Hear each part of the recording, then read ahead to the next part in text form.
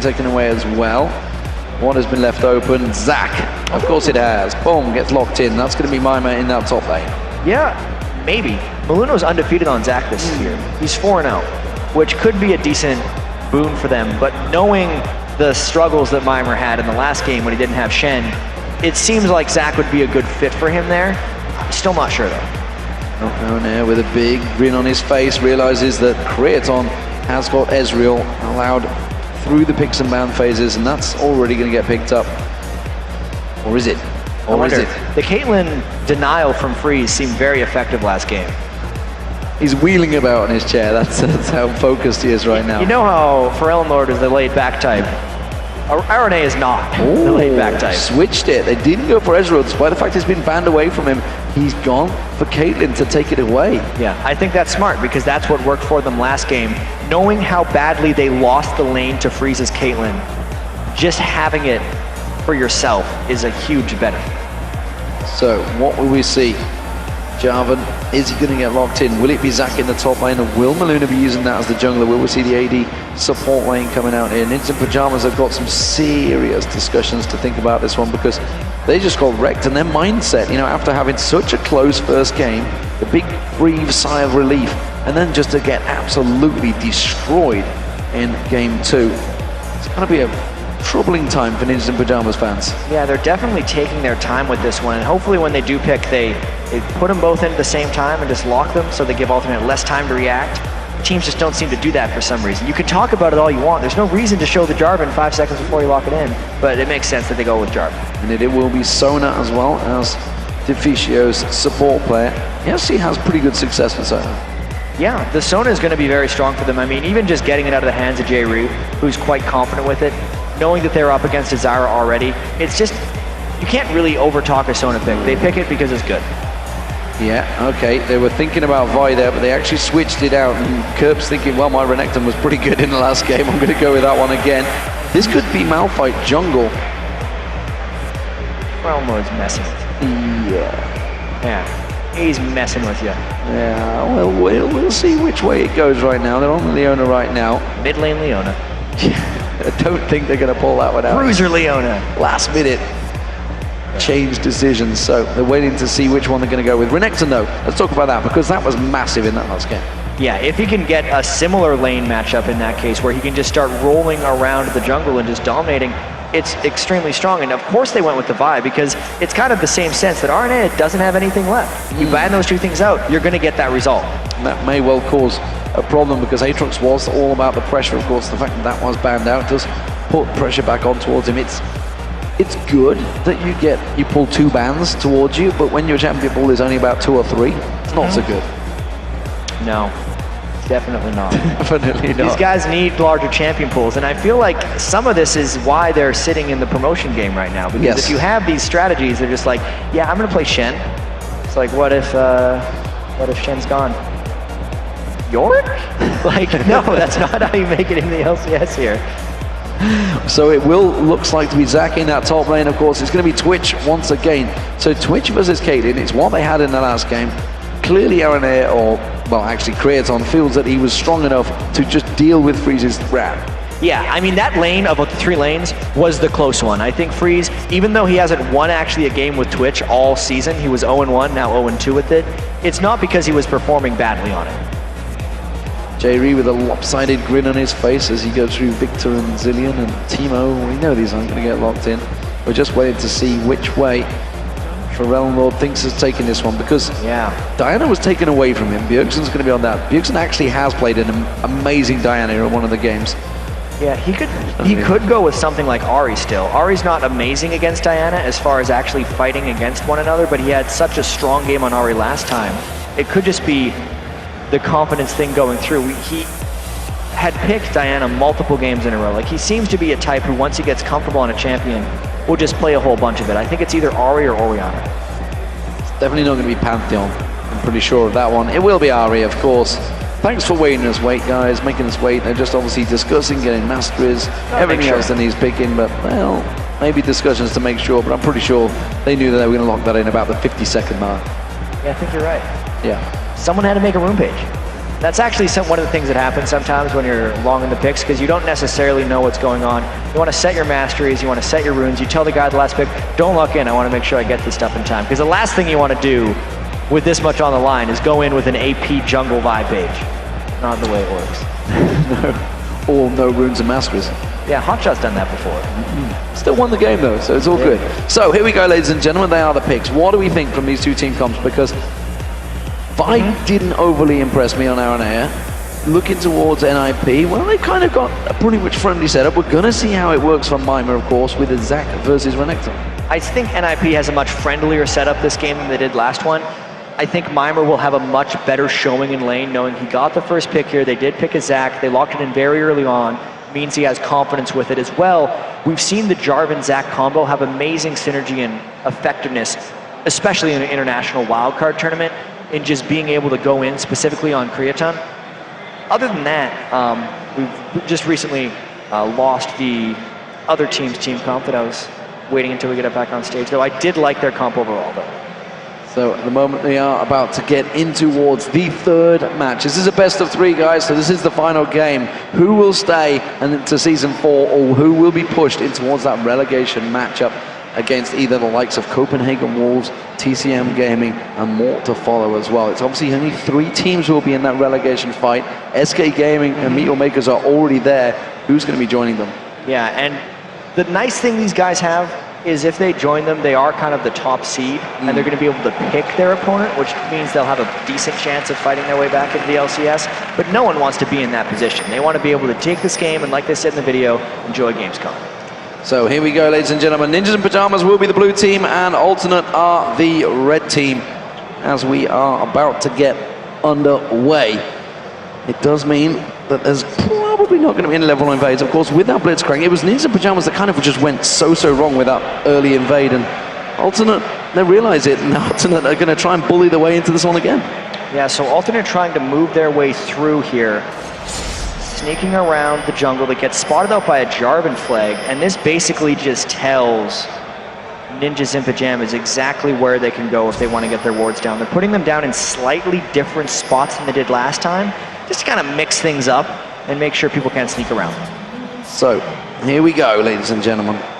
Is there going to be anything crazy in this early beginning? Because the pressure that Alternate managed to apply to Ninjas in Pyjamas was strong, but simply put, they've gone for those early wards, and they're not going to gain any great big advantage. And Ninja Pyjamas got some really good wards in there as well, around that red buff area. So they are going to obviously catch out. They know that Aaron Air is going to be starting on this red buff. They have great vision of it.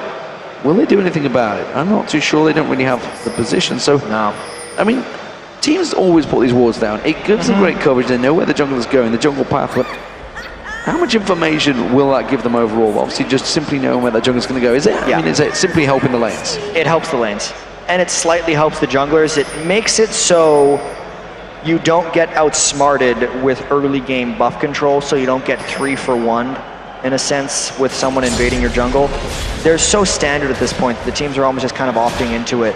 I mean, even Explorer wards, like, they don't really care about the extended duration. They're just telling you where the jungler started, so you can then make your prediction on where to go next. Think of it kind of like a Explorer ward is almost replacing an early game Clairvoyance, as long as they get a spot on the buff, because you always want to know where the jungle starts since the beginning of League of Legends jungling. Yeah, and it seems to work out well. So the farm match begins. Freeze versus Creaton, and don't underestimate the harass that Deficio and Jerry will be trying to lay down here. Maluno is going to be on his blue buff, Aaron Air is on his own blue buff. Both of these junglers taking the exact same path on opposite ends of the jungle. So let's look through the lanes. Let's have a look at his bottom lane, because it was a tight lane originally. Creaton fell so far behind in game 1 on farm against Freeze, but in game 2 made up for it. Despite the fact we only got to 24-minute mark, it was still pretty even between these two. Yeah, he didn't have the disaster that he did in the first one, and as Caitlyn, he's able to shove back very early on. He had a good game as Caitlyn for sure, as you can see, 4-0-3. And I'm actually very surprised that NIP isn't trying to 2v1 to get Mimir out of that matchup against Kerp. Very clearly, they're thinking that he can hold his own now against this Renekton. Well, we'll see how that works out, because Kerp was just a monster in game 2. One of the reasons that, simply put, Aaron A didn't even need to go towards that top lane, because Kerp was dirty farming. He was lane cutting, proxy farming, I guess you could call it, whatever you want to call it, I guess. Well, technically not Farming proxy. in between the towers. Farming in between the towers. That's about the cleanest explanation we can think of. We went through this before, I believe, on Twitter. It's like, don't call it line farming. That doesn't make any sense. Line cutting. Yeah, line cutting. Line cutting. It's more of a... They're cutting the line of minions off. Technically what they're doing, Maluno may well try and cut the liner for the AD carry and support of alternate off, but instead, step straight onto a ward. Unfortunate there for Maluno, whereas Arnea has spent most of the time just farming. He showed mid really briefly, and that was unlucky, or just not smooth by Maluno. You do not want to aggro the dragon as you're coming around for the sneakier spot. And see, J-Ree's covered his bases here. He's covered both potential approaches of Maluno and wasted even more of his time. Yeah, Maluno backed away, and wisely so, because Aradeo is actually heading down there. In fact, he knows that Maluno is low. He's trying to kill him. He's going to try and either kill him or invade, so he knows that he's going to be around these golems, which is why he's going for it now. Yep. He had gone away. He was hoping that Maluno was there, and instead, he could try and pay a visit towards Deficio and Freeze.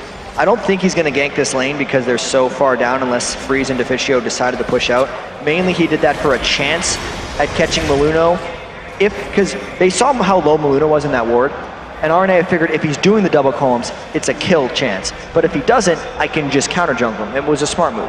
Yeah, now he sees Maluno, realizes he's back, and he's going for those raids in full hit points, but as is all junglers, they are always a little bit greedy and they want to just fight for those raids. It's an important fight, and it's a fight that Arnea is winning quite strongly. Yeah, and if Alternate doesn't do something about Arnea's early game here, they're going to put themselves in a bit more trouble. This is a greedy take, though, because Diana can collapse down a little bit. Bjergsen coming across, the Vault Breaker's going to come across. Oh, Arnea gets interrupted nicely by Maluno, but look at that, Ferello comes back across. It's first blood for Arnea, and now they're going to turn on towards Bjergsen. Bjergsen tries to put the damage back down. Arnea's taken so low. One more hit will do it, and Bjergsen is going to get the kill, but Ferello will mop up. But you can see Arnea is clapping his hands together in excitement there. That totally worked for them. 2 for 1, great trade. Great trade, but Kratom getting pressure down this bottom lane. Freeze putting a lot of poison down on towards him. And that's another great trade this time around. They're on the top lane. Mima, he's going to elastic slingshot onto Kerb. He is going to try and put it down, forces the slice and dice from Kerb to just back away. Still, Kerb's going to come back to lane. He's not done yet. They both got the door and shield, so they will regen over time. That's a substantially better lane so far for Mimir, though. 32 to 36, absolutely holding his own against Kerp's Renekton right here. It's just, Arne could become a problem again. Boots and mobility rush once again. He's trying to take control of this game, and it's Maluno who needs to stop him. There he goes, face straight in towards Maluno. Maluno putting that ward down. Arnea, nope, not backing away. Demacia Standard used to uncover his position with that flag toss. So, Kerp is going to be sat on the lane, and that, like you say, is actually working out much better. They're equal on CS, so far the trade is in NIP's favor. Yep, getting that Zac first pick was a huge benefit for them in this one, considering Mimir had such a horrendous game 2 against Kerp. He's definitely trying to pull this one back. The big thing will be, though, is whether Bjergsen can win this matchup with Ferellenlord, because since they're both on roaming assassin-type mid laners here, they're really going to be able to want to get the shove going so they can impact the other lanes. And it's 1,000 gold right now, so still plenty to come. So it was the Giant Spell picked up by Mima, and that means he's going to be coming up to that top lane. And Kerp actually going for an exchange with him at the moment. Can't get close to that exchange because Mima's going to have so much more hit points. Ferellenlord in this mid lane, he's gone back and got himself a bit more mana items. Of course, the fact that he picked up that kill and assist is going to make him stronger than Bjergsen. Bjergsen still trying to put pressure back down on him. That shield working from Diana is saving him from that damage at the moment. Meanwhile, Arnea is going to pick up that red buff. Wraiths being cleaned out by Maluno. In that bottom lane, we are seeing the first back. Kraton is going to go away. See what he buys here, because he rushed on the Vampiric Scepter previously on Caitlyn. This time, he's waited around a bit longer. Gone for that BF sword. The middle lane, though, that Bjergsen's going to get caught out here. Arnea manages to get the slam down. One more hit from Ferellenlord will do it. And Maluno has to back from that fight. They can't get a hold of Arnea right now. Hitting level 6 before Maluno was 6. Getting level 7 on that gank now. And maybe just trying to parlay this into a dragon. Vi's ganks level 6 are incredibly deadly, and when combined with an Ahri, it is almost inescapable. It's very similar to Nocturne plus Ahri as far as being able to chase down and kill that one specific target. So it is going to be the dragon for Alternate, but I want to draw your attention to that top lane. Kerp has gone for a Hex Shrinker as his first item. Playing exactly for the lane right now. He doesn't care about freeze or how he's going to need to tank the Twitch later on in the game. He's really just trying to beat on Mimer, which is what gave him success in the last game. And honestly, with how well the rest of Alternate is doing, he should focus on the lane to make sure he has control up there, which he actually hasn't gained yet on Zach. Not yet. We'll see how it continues to develop. Of course, neither have had jungler cover. So Kraton, with that BF sword, will have a tiniest of edges, I think, on freeze. But we'll see how long that lays out. At the moment, in terms of CS, they're pretty close. It's only 5-6 CS difference. That's not a great differential, but it's the mid lane once again. Ferelnor, though, is too close. Bjergsen has to use that ultimate to go in. Ferelnor's going to maybe turn this one around. Did not have Spirit Rush available, and Ignite was available to him, but he didn't want to go aggressive on that. And you can see Maluno is kind of waiting in the wings in mid lane. He has been one step behind Aranea almost this entire game because he's hoping for a counter gank the next time Ferelnor would go in. But Aranea is not even there. So 3-1 to Alternate so far. 2,000 gold differential, just coming up to the 10-minute mark. Of course, the fact that the Dragon was picked up by Alternate will be a big part of that gold. Kraton actually free hitting that turret. NIP not doing a great deal to try and prevent him pulling the damage down on there. Aranea is waiting in the wings right now, in that bush, ready and waiting to use that assault and battery, which he has available, and try and slam down on freeze. Yeah, now we're going to see this 3-on-3 maybe actually break out. Freeze is going to scout a little bit or set up, maybe hoping to get a 2v2 fight, but if he gets jumped on too hard, it's over. There's the assault and battery, but the crescendo answers very nicely. He's going to use that barrier to get away from this one. Cataclysm quickly counteracts the Stranglethorns and just gets away from that one. Disengaged from NIP was very fast. So 3 for 3, a bunch of ultimates burned. I'd have to say NIP burned a few more. I thought maybe it was going to go in there. Yeah, wasn't sure either, and I think it may well have caught on instead. It's going to be the Vault Breaker. Bjergsen getting caught with that charm. Ferelnor Spirit Rush is in towards it. One more hit. There it is. Ferelnor 3-0-1 against Bjergsen now in that mid lane. We knew something was coming. We could feel it. And obviously Bjergsen wasn't quite tuned in to that channel. Aranea from top to bottom, third lane in as many seconds. Using those boots of mobility there to get around, and now he's going to come and think about putting the pressure on towards Mimer instead. They're just going to farm between lanes. Yeah, they're really starting to put the Stranglethorns on NIP right now. They just cannot get through them. Maluno's trying to catch Kerp, and maybe Kerp's in a bit of trouble. No ultimate up. Aranea is going to have to recover him here. Going to slice and dice, and a quick knockback from Aranea. They can see Let's Pounce coming out from Mimer. They may try and turn this fight back on its head, but NIP always have that tower to fall back on, and Alternate realizing they're taken pretty low. They don't have vision of Bjergsen after that death. Kerp's got to be a little bit careful. Beautiful juke there, and then gets a slice and the dice for the escape. And the Vault Breaker used by Aranea to pass away. Something we actually haven't talked about, the mobility that Alternate do have. They can pass over walls, quite a lot of them. Yeah, almost all of them, aside from the support J-Re. If they get tried to attempt to lockdown by Jarvan's Cataclysm, they're going to be able to hop out in most circumstances. The pressure from Ferelnor on Bjergsen is he can't do a thing in the lane anymore, Bjergsen. He just returns to the lane, just gets taken straight down there. Did have a Spirit Rush available, didn't go for it, but immediately just lands all the perfect combo there, and Bjergsen already taken below half hit points the moment he returns to lane. Very smart choice by Ferelnor going for Ahri 2 games in a row. Already with that DFG, he is just flying ahead of Bjergsen once again, and also making Maluno's life difficult. Maluno keeps having these issues where the laners are taking his stuff, and he is not happy about it. Yeah, it's going to be his wraith's gone away there. Aranea was there before, if you remember. That bottom turret taken very low, actually. Aranea, talking about taking his stuff, he's taking his red buff away from Maluna. Maluna is just having everything stolen off right now. Let's talk about level advantages as well, because Ferelnor is now 2 levels up on Bjergsen, and that bottom lane, it may well go down in this wave.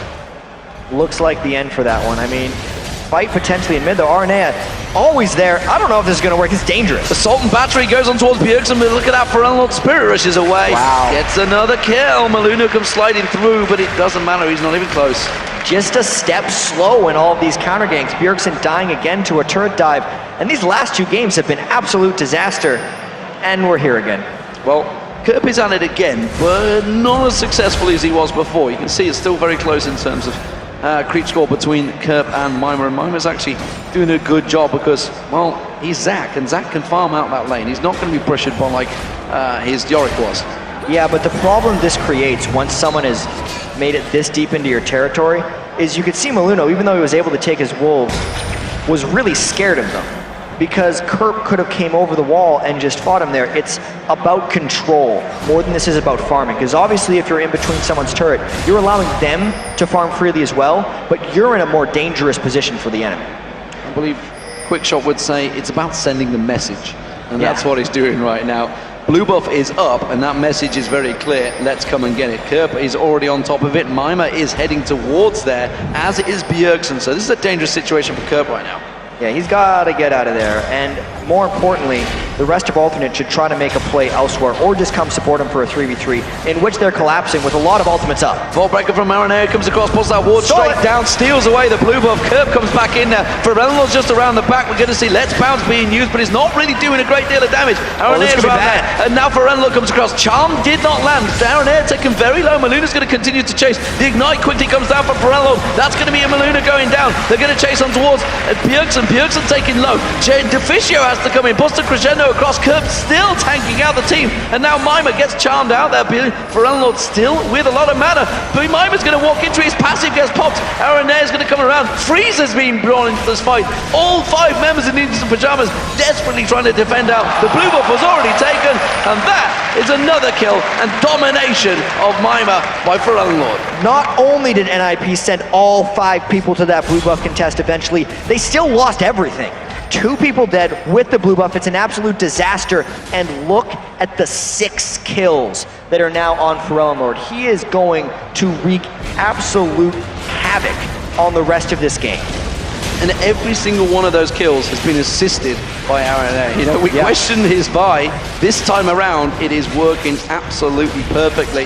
That's going to be the dragon going down. Aranere will smite that one out. After he just smited out the blue buff as well.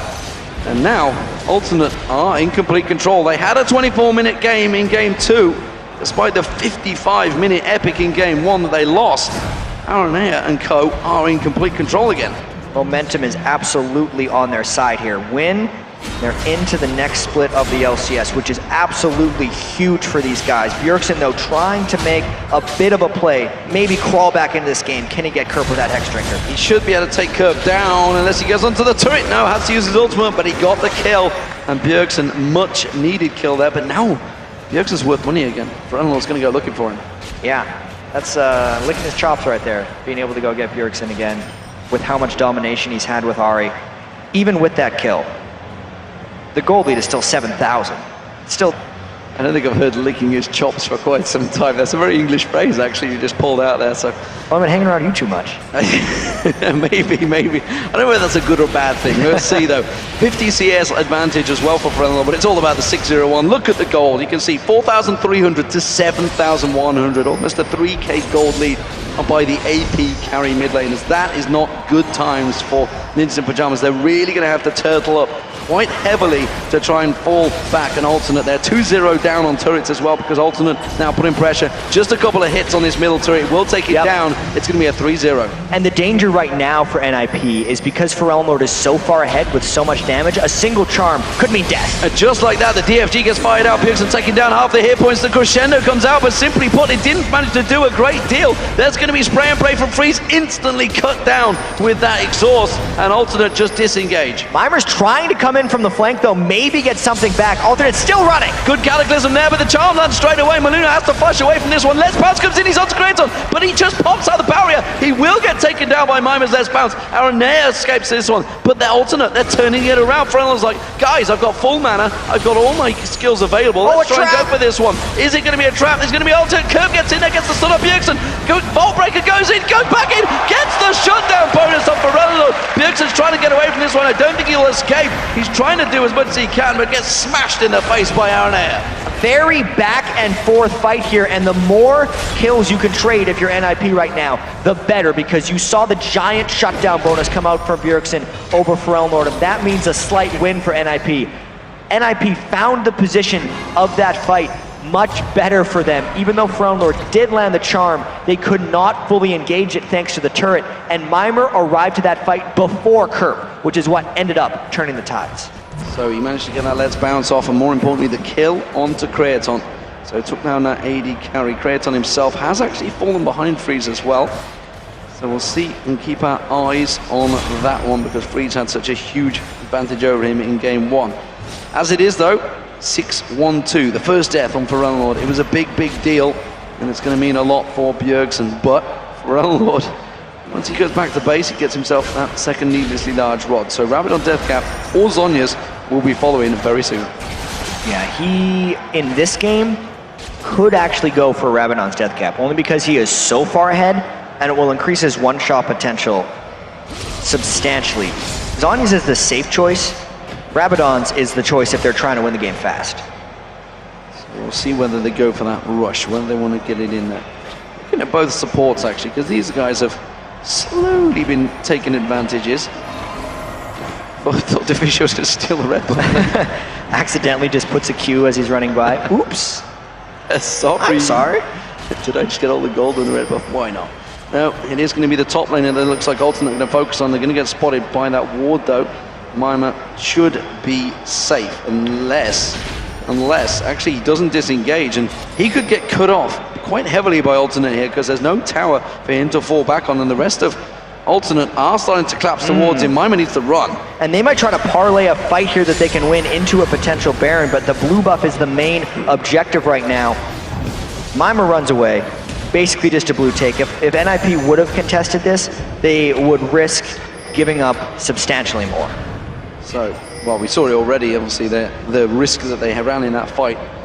Alternate won out quite successfully in a 3v5. Seemed to work start out. the fight. Assault battery on towards Bjergsen. They're locking a lot of damage down on towards him. Bjergsen's already been taken down. Crescendo comes across, only catches on towards Aranea and Kerp. Spray and pray from Freeze at the side. That gets interrupted by the Stranglethorns coming out from J-Ree. J-Ree does get taken down, but Deficio taken so low. Maluna's already dropped. That is going to be Mimer taken down in the backside. Now they're trying to collapse. They can't find Freeze. He stealths away from this one, but Alternate are going to push down that mid lane turret. And a 3-for-1, that just shows how Vi can start a fight from almost anywhere, and why it's great to have her on the team when you're up by this much. Anything Aranea catches, Forelon Lord can finish, and the 3-for-1 is pushing in on this turret. And it's going to be the inhibitor turret going down as well, so big advantage taken by Alternate there from a simple free engage by Aranea, slamming down. Freeze tries to stealth up and follow, but realizes the rest of his team won't be able to close that gap.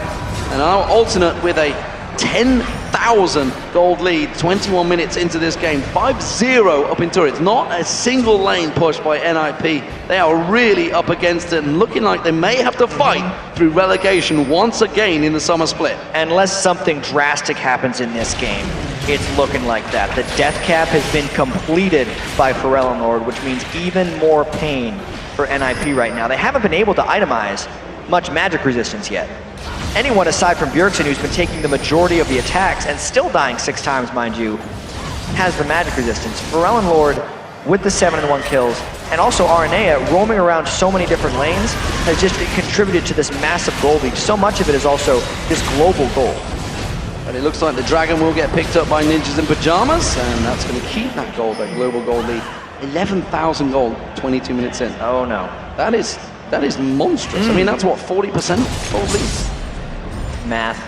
It's well, about 40%. 26,000, so it's definitely close to 40%. It's got to be close to 40%, but it is going to be the first turret for Ninjas in Pyjamas. That is what they need. They need to start dropping them down, but not at the price of possibly losing this bottom inhibitor turret, bottom inner turret. Bjergsen, well, he's getting 1v1 by Kerp in that top lane, while the rest of NIP have to back away from this. It's another inner turret going down. Alternate are creating and picking up every objective that they can find. Yeah, and while Kerp is trying to keep Bjergsen distracted, everyone on Alternate is thinking about just pushing in here. We know they can start a fight from anywhere.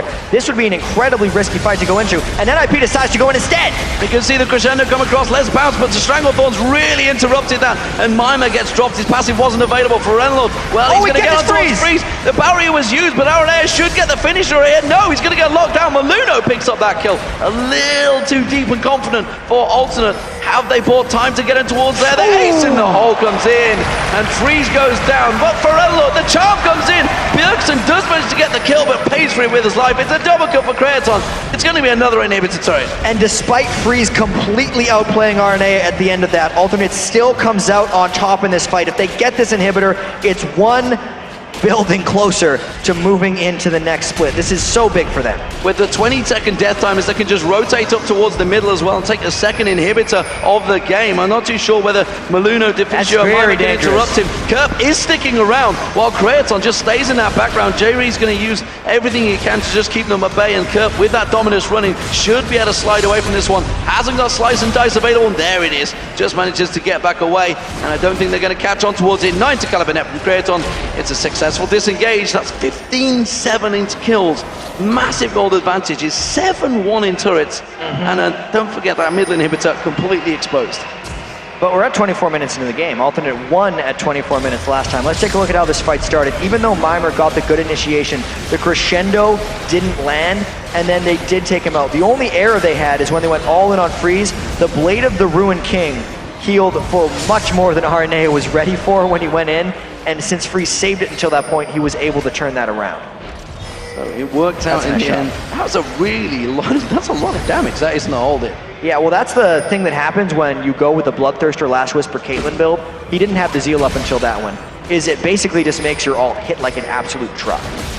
Phaeton will have the red buff coming into this one, and Alternate, well, they're just focusing on the final inner turret in this top lane. Of course, the blue buff was stolen away previously. That may actually be up shortly. Alternate just wiping out those waves. Ward coverage is good from Alternate as well, so they have everything pinned down here. You can see Deficio just been popping around, putting those wards along the bottom lane. Kerp, he's continually pushing that mid lane. They're going to have to deal with Kerp. He's on the inhibitor. Kerp is his own army right now. We saw, took on 3 members of NIP as they were retreating, and now is drawing the whole team back into this inhibitor. Alternate will want to go for inhibitor number 2. Based off the last game, if they land a charm, they can just win the game.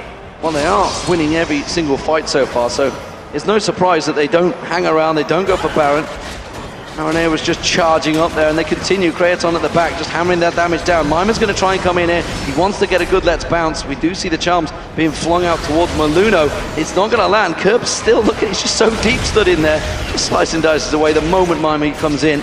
And they're just going to get a couple more hits, and that's the second inhibitor down. Ninjas in Pyjamas, they were in a similar position, not quite this drastic though in game 1.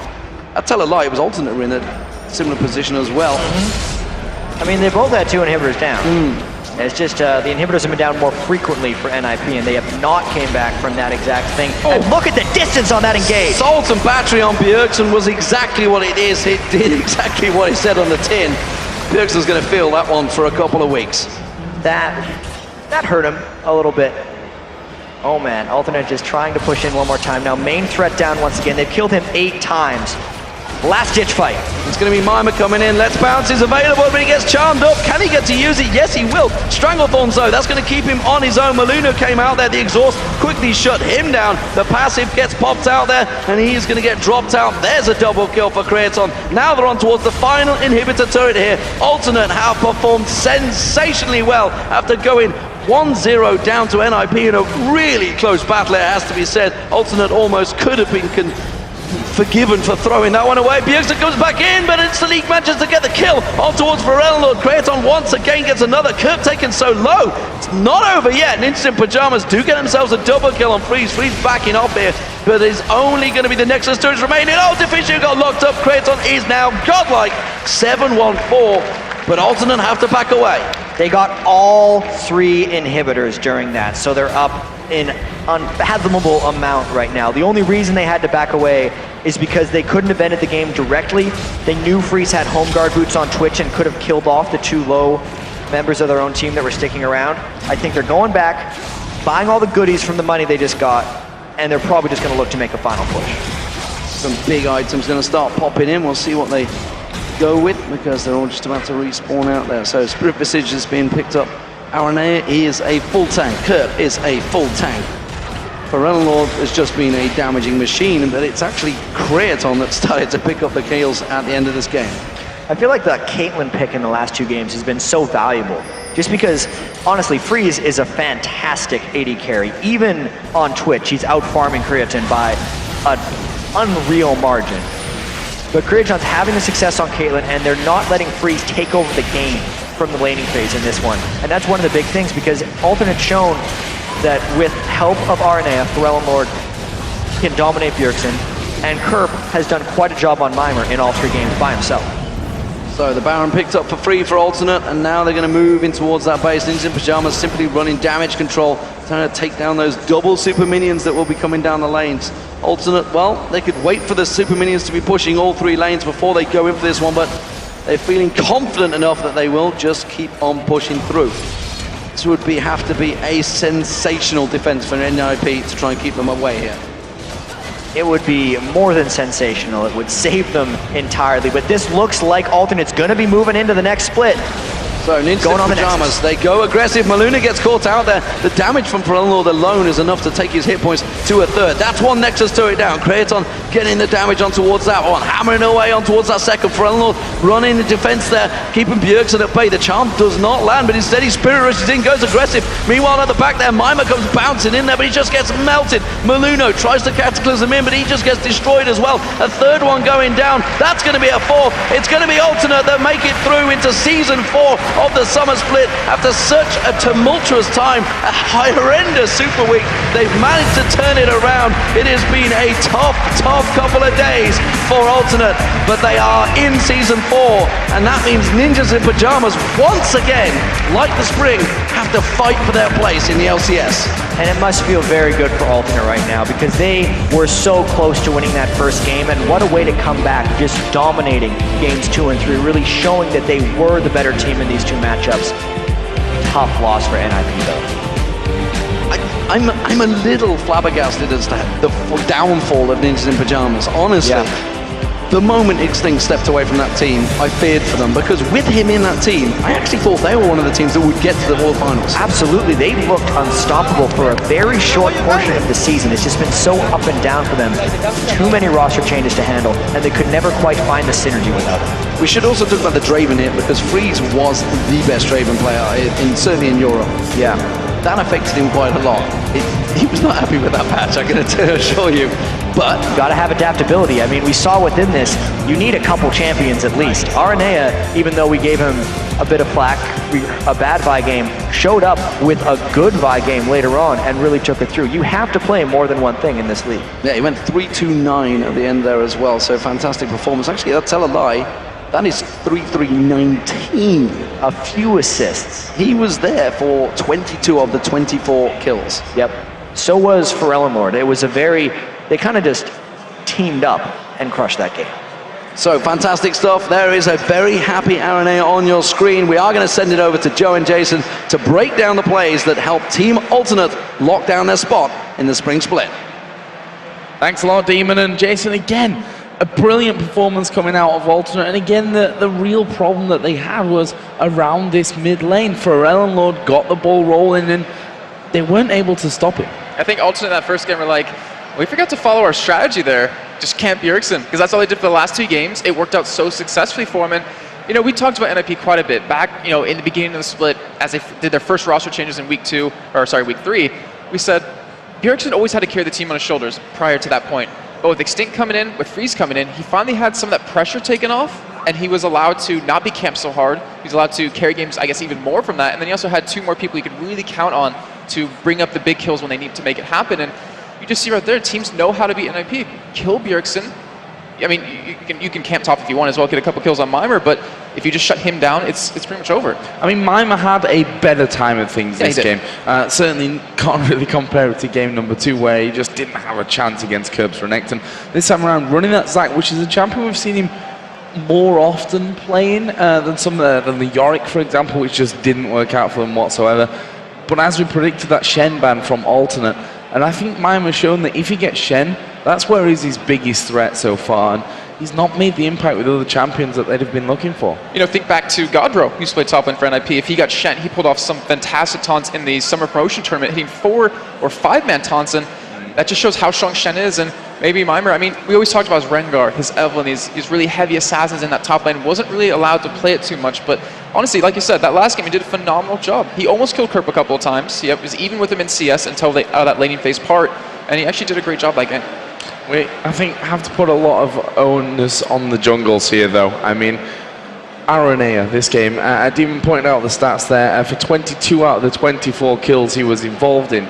And it all started with that first blood again. Maluno was watching him doing the raids. We saw Bjergsen kind of come down half-heartedly, but Lord was already in there as well. They managed to get the first blood, plus a double. It was actually 2 kills that they got from that one.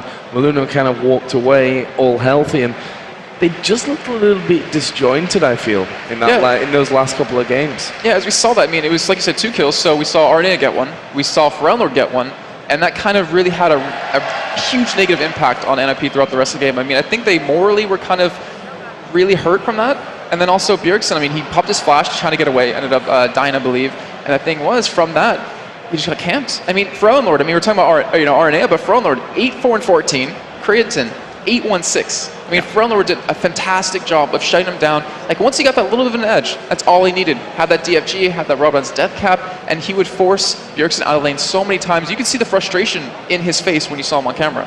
Well, fantastic performance from Alternate. They, of course, go through. We're going to take a quick break, but when we return, Alternate's Aranea will join Shox on stage to talk about that massive win. Then it's time for our first semi-final match of the day, second-seeded Fnatic versus number 3 Evil Genius. So guys, don't go anywhere. The LCS Regional Playoffs live from Gamescom. We'll be right back.